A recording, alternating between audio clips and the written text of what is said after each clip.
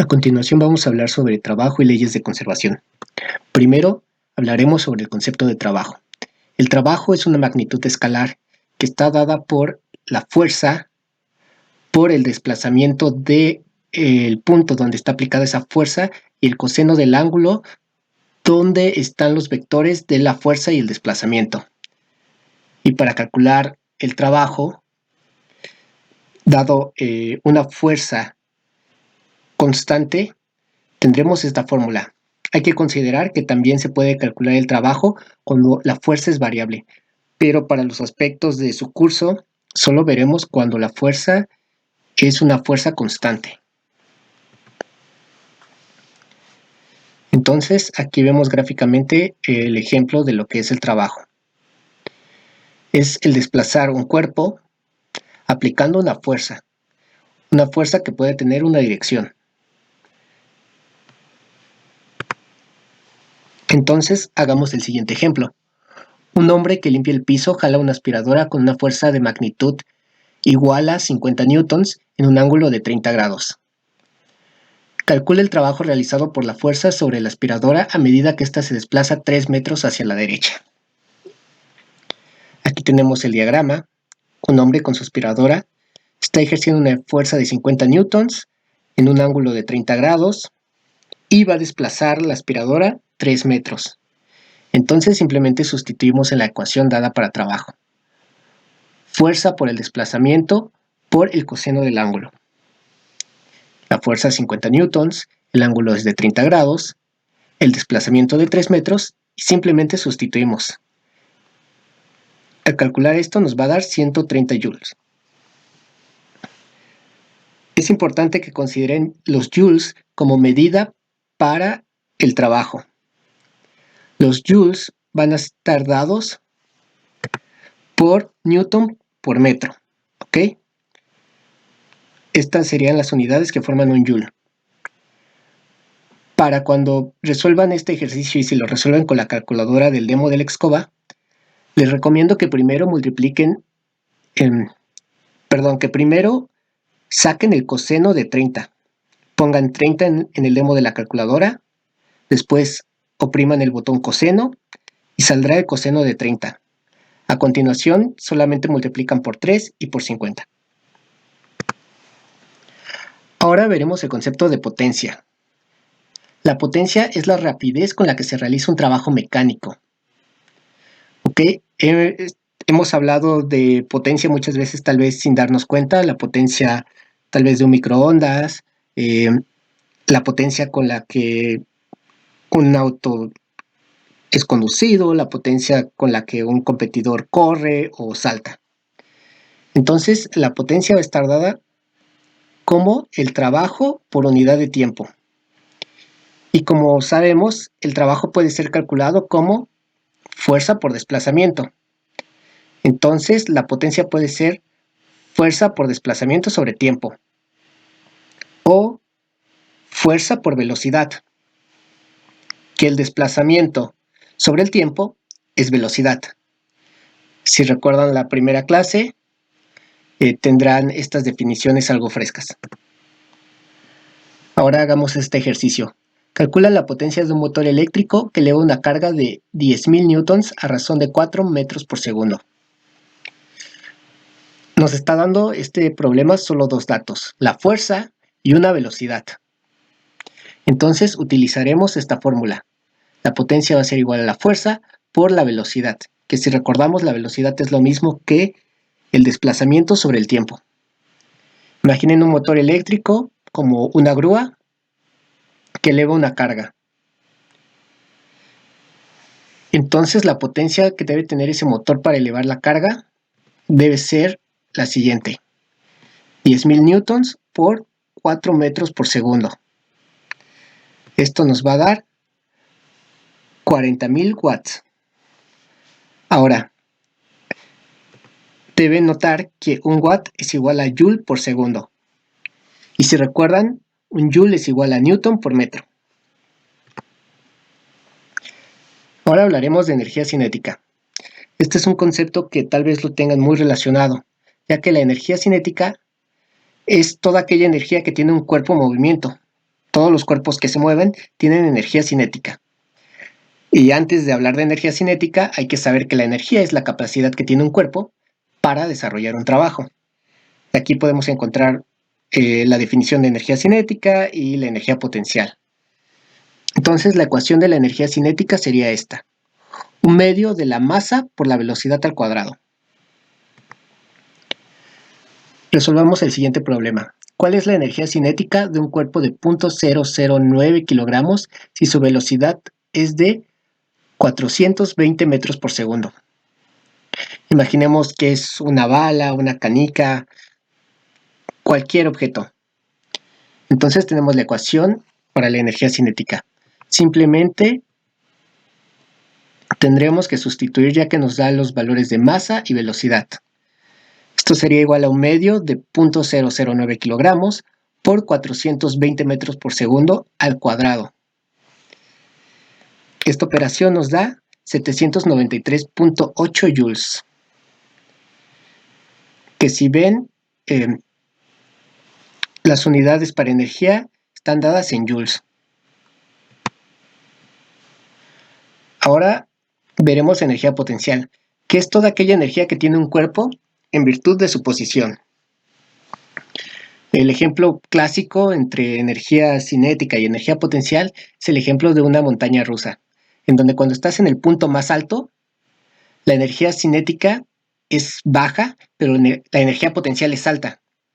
Entonces, al bajar por la montaña, la energía cinética incrementa, pero la potencial disminuye porque hemos bajado. Pero nuevamente, al subir, la energía potencial puede volver a subir y la energía cinética puede volver a bajar en un punto más alto de la montaña. Digamos que regresar a un punto como este.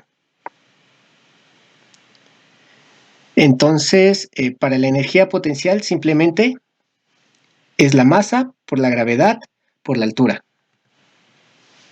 Ahora, calculemos la energía potencial de un cuerpo de 4.2 kilogramos que se eleva hasta una altura de 3 metros. Tenemos la masa del objeto, tenemos la altura a la que está el objeto y la gravedad ya la sabemos. La masa, la altura, sustituimos simplemente la fórmula.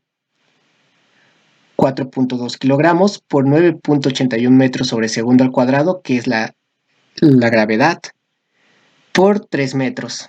Y esto nos da 123.6 joules. Ahora hablemos sobre la conservación de la energía mecánica. Todos han escuchado hablar del principio de conservación de energía. La energía no se crea ni se destruye, solo se transforma. Entonces, la conservación de la energía mecánica nos dice que en un cuerpo en movimiento, que si en él solo actúan fuerzas conservativas, la suma tanto de la energía cinética como de la energía potencial va a ser una constante. Muy bien, y en un sistema de fuerzas conservativas, la energía de un cuerpo se puede transformar de energía cinética a energía potencial y de potencial a cinética. El cambio en energía entonces va a ser igual a cero. Es decir, que la energía mecánica inicial va a ser igual a la final. Entonces tenemos estas fórmulas, en que la energía mecánica va a ser igual a la energía cinética más la energía potencial. Y como ya sabemos, la energía cinética es igual a un medio de la masa por la velocidad al cuadrado. Y la energía potencial es igual a la masa por la gravedad por la altura. Entonces la suma de esto va a ser la energía mecánica. Pero también sabemos que la energía cinética puede transformarse en energía potencial y la potencial a cinética, que el cambio en energía es igual al inicial, o sea, no cambia la energía. Entonces tenemos esta ecuación en que la energía cinética a una velocidad inicial más la energía potencial a una altura inicial es igual a la energía cinética a una velocidad final más la energía potencial a una altura final. Entonces tenemos este problema. ¿Cuál es la energía mecánica de un cuerpo de 2 kilogramos que se deja caer desde una cierta altura y alcanza una velocidad de 20 metros por segundo, cuando se ha descendido una distancia de 5 metros? Para calcular la energía mecánica, utilizamos esta fórmula. Energía potencial, más energía cinética. Tenemos la masa del objeto, que es 2 kilogramos, la altura de 5 metros y la velocidad que alcanza, que es 20 metros por segundo. Entonces simplemente sustituimos 1 medio por 2 kilogramos por 20 metros por segundo elevado al cuadrado más 2 kilogramos por la gravedad por 5 metros, que es la altura. Y el resultado es de 498.1 joules. Sencillo hasta ahora, ¿verdad? Cabe resaltar que estas fórmulas que hemos visto están en el formulario del demo del Excova. Es muy probable que tengan un ejercicio de estos, donde simplemente tengan que sustituir. Entonces, no es la gran cosa, mientras puedan identificar los datos que les dan, cuáles son las variables y qué es lo que les está pidiendo, ¿ok? Utilizar la fórmula correcta. Ahora tenemos el siguiente ejercicio. Este es de conservación de la energía. Desde una altura de 35 metros se deja caer un cuerpo de 120 newtons. ¿Cuál es su velocidad después de haber descendido 20 metros? Bueno, aquí hay un pequeño truco. Nos está dando el peso del cuerpo, 120 newtons. Si recuerdan, en la clase pasada, decíamos que el peso era igual a la masa por la gravedad. Nos está dando una altura inicial, una altura final de 20 metros, una velocidad inicial que vamos a considerar como 0, como en caída libre. La velocidad inicial la consideramos 0. La velocidad final es la que desconocemos y podemos calcular la masa. ¿Recuerdan que el peso era igual a masa por gravedad? Simplemente sustituimos. Y ahora la masa va a ser igual al peso entre la gravedad. Y tenemos una masa de 12.2 kilogramos. No obstante, para este ejercicio no vamos a necesitar la masa. Lo único que vamos a necesitar va a ser despejar de esta fórmula la velocidad final. Este es un ejercicio que quiero que hagan de tarea. Pónganse a despejar la velocidad final. Tenemos esta ecuación, despejen velocidad final. Les debe dar algo parecido a esto. La velocidad final es igual a la raíz cuadrada de la velocidad inicial al cuadrado más 2 veces la gravedad por la diferencia de la altura inicial menos la altura final. Si se dan cuenta, tenemos la velocidad inicial, la gravedad la conocemos y simplemente vamos a usar las alturas. La velocidad inicial es 0, la gravedad es una constante, ya la sabemos, y la altura inicial es 35 metros, la altura final es 20 metros. Al final nos da... al final simplemente tenemos que multiplicar 15 por 2 por 9.81. Esto nos da aproximadamente 300. Entonces simplemente tendríamos que sacar esa raíz cuadrada y el resultado sería 17.32 metros por segundo. Esa sería la velocidad final. El ejercicio en cuestión es fácil, simplemente tendrían que saber despejar.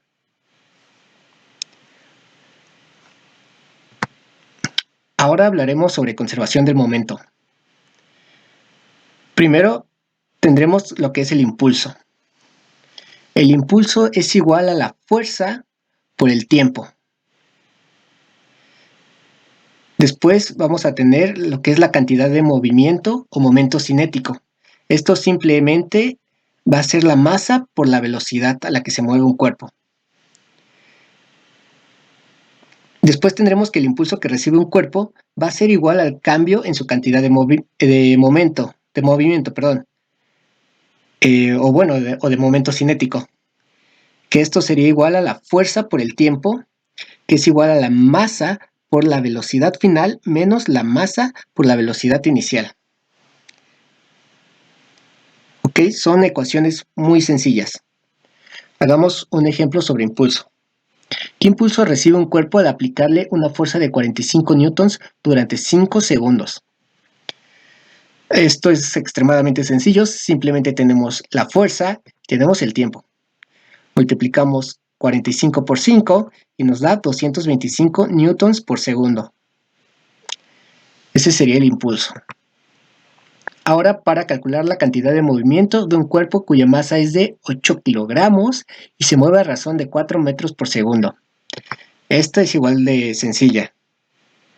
Simplemente tenemos que multiplicar 8 por 4 y nos da 32 newtons por segundo.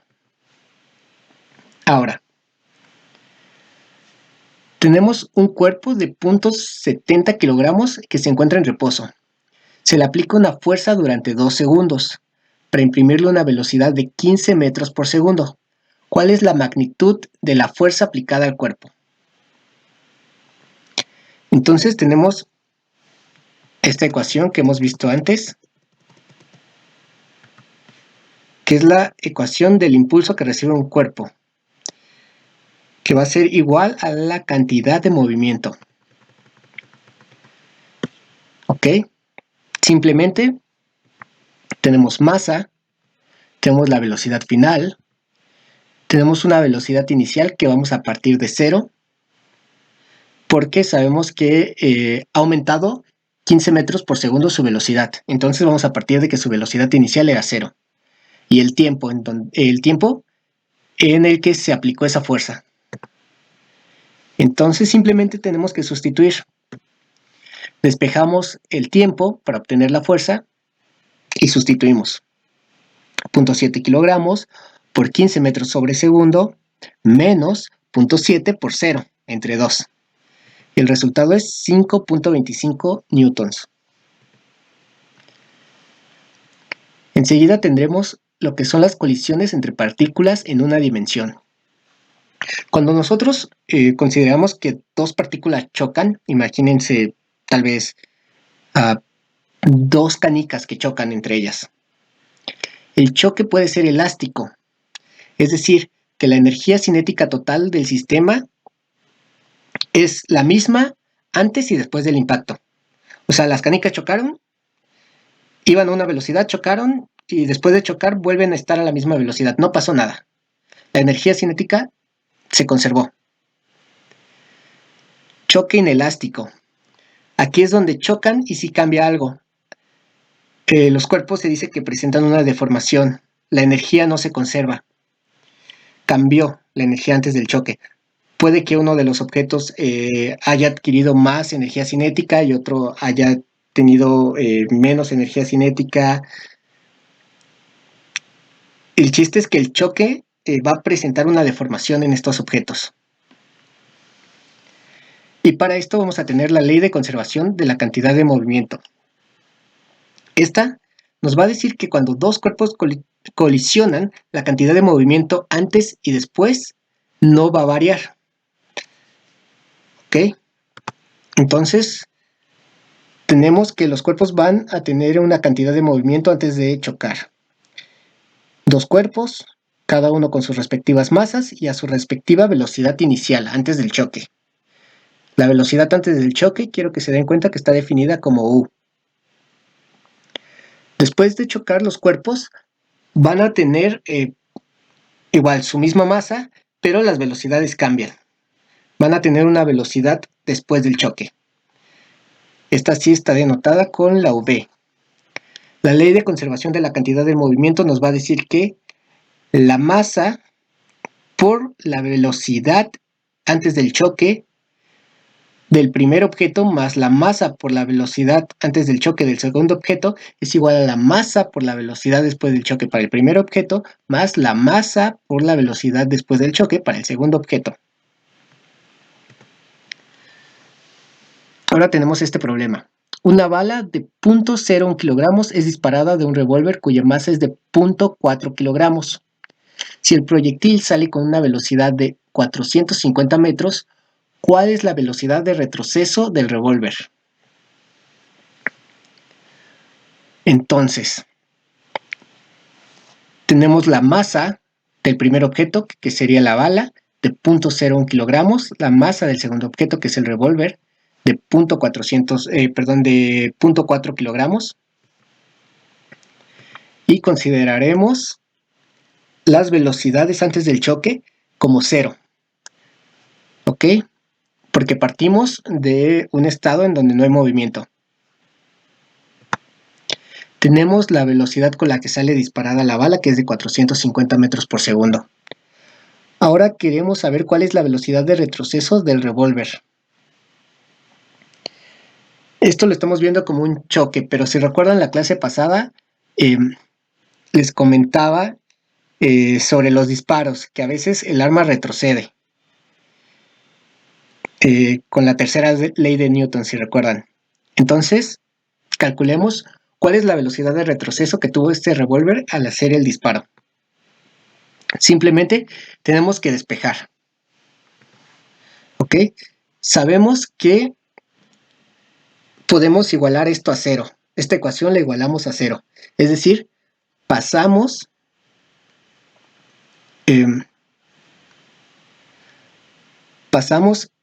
estos términos de este lado de la ecuación. Están sumando, pasan restando, y toda la ecuación va a ser igual a 0. Simplemente aquí cambié el sentido. Pero si se dan cuenta, esto sigue siendo positivo, positivo, y simplemente cambié estos a negativo. Los pasamos del otro lado e igualamos a 0. Como tenemos que las velocidades antes del choque, antes de la colisión, son 0, entonces estas multiplicaciones nos van a dar 0. 0 por la masa, 0 por la masa 2, es 0. Simplemente nos van a quedar estos términos de masa 1 por velocidad después de la colisión y masa 2 por la velocidad después de la colisión. Todo esto igual a 0. Ahora, simplemente nos queda despejar la velocidad 2. La velocidad 2 va a ser igual a menos la masa 1 por la velocidad 1, entre la masa 2. Sustituimos 0.01 kilogramos por 450 metros sobre segundo entre 0.4 kilogramos. Esto nos va a dar menos 11.25 metros sobre segundo. Este signo simplemente nos indica que el revólver va a una dirección contraria que la bala. Simplemente indica la dirección. Ahora, los procesos disipativos o fricción. Tal vez ya conozcan qué es la fuerza de fricción. Es la fuerza que se opone al movimiento o deslizamiento de un cuerpo sobre una superficie o sobre otro cuerpo. Siempre y cuando esta fricción sea paralela a la superficie sobre la que se mueve el cuerpo. Tal vez lo más, o lo que no estemos tan seguros de conocer es la fricción estática y la fricción cinética. La fricción estática es cuando la fuerza se opone al movimiento de un cuerpo que está en reposo.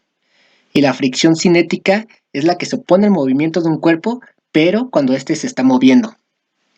Entonces, tenemos que para la fricción estática se va a necesitar más fuerza que para la cinética.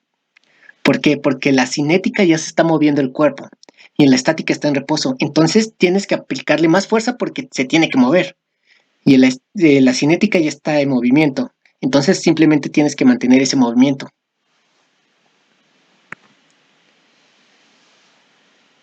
Y bueno, para la fricción vamos a tener coeficientes de fricción, que es la razón entre la fuerza de la fricción y la fuerza normal entre las superficies. Aquí se representa en este diagrama. En movimiento, la fuerza de fricción, que es la fuerza que se opone, digamos, al movimiento, y la fuerza normal entre las superficies. Entonces, para calcular el coeficiente de fricción, simplemente dividimos la fuerza de fricción entre la fuerza normal. Aquí tenemos un ejemplo. Al deslizar un bloque de madera de 300 newtons sobre una superficie horizontal, aparece una fuerza de fricción entre las superficies de 90 newtons. hallar el valor del coeficiente de fricción. Y como vemos, estamos hablando de fricción estática. Ahora, es importante que aquí no confundan cuál es la fricción normal con la fuerza de fricción. Es importante que no confundan esto porque al momento de dividir puede que lo hagan mal y tengan el coeficiente erróneo. Simplemente tenemos la fuerza de fricción, 90 newtons, la fuerza normal, 300 newtons, y dividimos. Nos da 0.3. Si se dan cuenta, este coeficiente es adimensional, es decir, no tiene unidades. Y bueno, eso sería todo sobre trabajo y leyes de conservación.